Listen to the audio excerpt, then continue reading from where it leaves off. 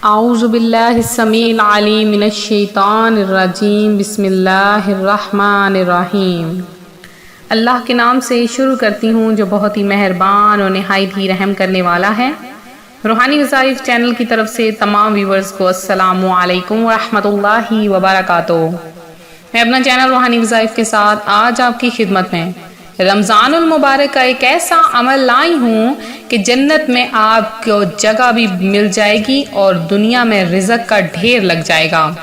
ہر انسان جنت میں جانے کی خواہش رکھتا ہے۔ آج میں آپ کو کچھ ایسے اذکار بتاؤں گی جس سے آپ جنت میں اپنی ذاتی پراپرٹی بنا سکتے ہیں۔ اس پراپرٹی کے کاغذات آپ کے نام کے بنیں گے۔ جنت میں گھر بنانے والی صورت کون سی ہے؟ حضرت معاذ بن انس جہنی رضی اللہ تعالیٰ عنہ بیان کرتے ہیں، آپ صلی اللہ علیہ وآلہ وسلم نے فرمایا، جس نے 10 بار سورت اخلاص پڑھی اللہ تعالیٰ کی طرف سے اس کے لیے جنت میں ایک محل بنا دیا جاتا ہے۔ آیت الکرسی جنت میں لے جانے کا باعث ہے۔ وہ کیسے کہ حضرت ابو امامہ بیان کرتے ہیں کہ آپ صلی اللہ علیہ وآلہ وسلم نے فرمایا، جو شخص ہر فرض نماز کے بعد آیت الکرسی پڑھتا ہے اسے جنت میں جانے سے سوائے موت کے اور کوئی چیز نہیں روکتی ہے۔ جنت میں گھر بنانے والی دعا وہ کون سی ہے؟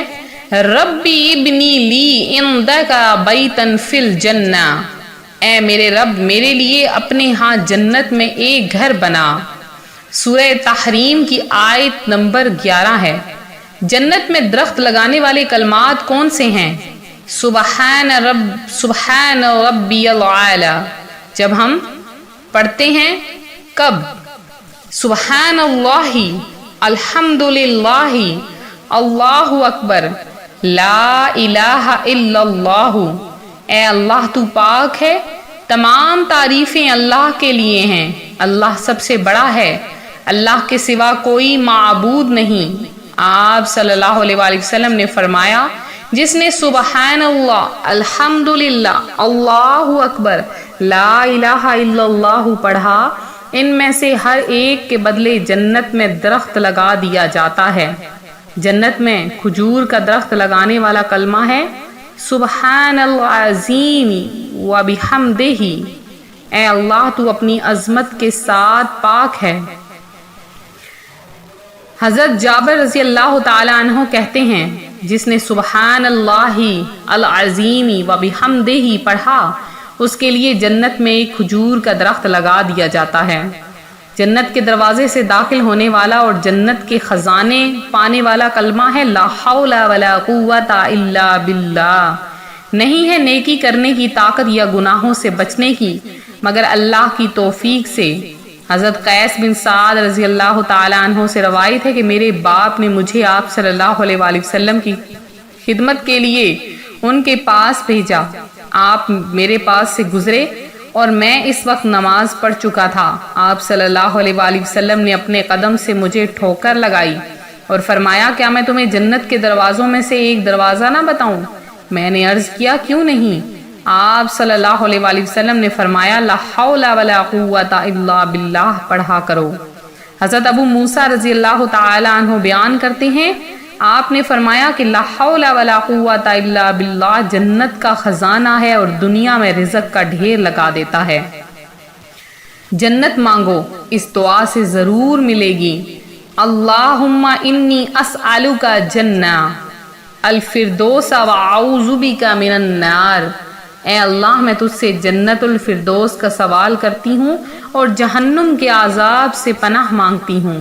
حضرت انس بن مالک رضی اللہ تعالی عنہ بیان کرتے ہیں، آپ صلی اللہ علیہ وآلہ وسلم نے فرمایا، جو شخص 3 مرتبہ اللہ سے جنت کا سوال کرتا ہے تو جنت کہتی ہے اللہ اس کو جنت میں داخل کر دے، اور جو شخص 3 مرتبہ جہنم سے پناہ مانگتا ہے تو جہنم کہتی ہے اے اللہ اس کو جہنم سے بچا لے۔ جنت میں بیت الحمد بنانے والا کلمہ ہے الحمدللہ ان للہ و انا الیہ راجعون۔ حضرت ابو موسیٰ اشعری رضی اللہ تعالی عنہ بیان کرتے ہیں، آپ صلی اللہ علیہ وآلہ وسلم نے فرمایا، جب کسی آدمی کا بچہ فوت ہوتا ہے تو اللہ تعالیٰ فرشتوں سے پوچھتا ہے، جب تم نے میرے بندے کے بچے کی روح قبض کی تو میرے بندے نے کیا کہا؟ فرشتے جواب دیتے ہیں اس نے الحمدللہ کہا اور انا للہ و انا الیہ راجعون پڑھا تو اللہ تعالیٰ فرماتا ہے میرے بندے کے لیے جنت میں ایک گھر بنا دو اور اس کے نام بیت الحمد رکھ دو۔ یہ کچھ کلمات ہیں جن کو پڑھنے سے ہم جنت میں تھوڑی سی جگہ کے وارث بن جاتے ہیں اور دنیا میں رزق کا ڈھیر لگا دیتے ہیں۔ اب ہماری مرضی ہے ہم جنت میں کس دروازے سے داخل ہونا چاہتے ہیں، جنت میں کتنے گھر بنانا چاہتے ہیں، کتنے کھجور کے باغات چاہتے ہیں، کتنے درخت چاہتے ہیں۔